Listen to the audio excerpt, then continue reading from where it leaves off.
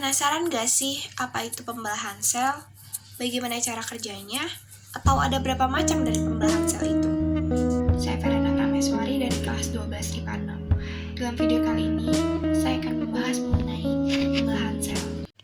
Nah, sebelum kita melangkah lebih jauh, haruslah kita ketahui definisi dari pembelahan sel. Pembelahan sel merupakan proses ketika sel membelah diri menjadi dua atau lebih. Pembelahan sel itu terdiri dari dua macam, yaitu pembelahan mitosis dan juga meiosis. Mitosis adalah proses ketika sel sosmatik menggandakan kromosom dalam inti selnya untuk menghasilkan dua sel anak yang identik. Sementara itu, meiosis adalah jenis pembagian nukleus yang mengurangi jumlah set kromosom menjadi setengah dalam sel anak. Fase ini dimulai setelah replikasi kromosom induk untuk menghasilkan kromatid yang identik pada fase S. Pada awal profase 1, kromosom memendek, menebal, dan berduplikasi. Kemudian pada pertengahan profase 1, sentrosom bergerak ke kutub yang berlawanan. Kromosom juga melakukan pindah silang atau crossing over. Dan di akhir dari profase 1, ujung benang gelendong melekat ke kedua kinetochore. Fase ini merupakan siklus kedua dari proses meiosis dan mirip dengan proses mitosis. Bedanya adalah sel yang mengalami pembelahan bersifat haploid, bukan diploid. Dalam fase ini, jumlah kromosom yang dipertahankan konstan selama reproduksi seksual. Proses ini juga menghasilkan variasi genetik karena persilangan. Nah, masuk ke pembelahan mitosis. Pembelahan mitosis ini tipe pembelahan sel yang menghasilkan dua sel anakan.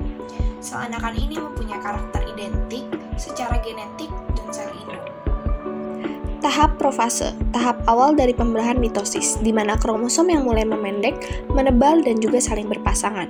Di tahap ini, keberadaan membran sel masih dapat terlihat dengan jelas. Kemudian, nukleus akan berangsur-angsur menghilang, dan bagian sentriol kemudian bergerak saling berlawanan. Tahap metafase. Pada tahap ini, akan dijumpai membran inti sel yang melebur, dan rantai kromosom yang sudah berpasangan berkumpul di bagian ujung sel.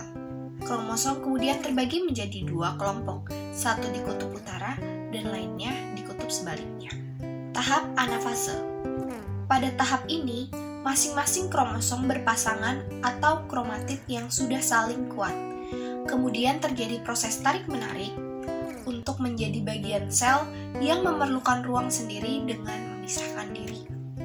Sampailah kita di tahap telofase, yaitu tahap terakhir dari pembelahan mitosis, di mana inti sel dan nukleus baru saja mulai terlihat. Terjadi pembelahan di bagian tengah di antara ruang kosong kumpulan kromatid di masing-masing ujung.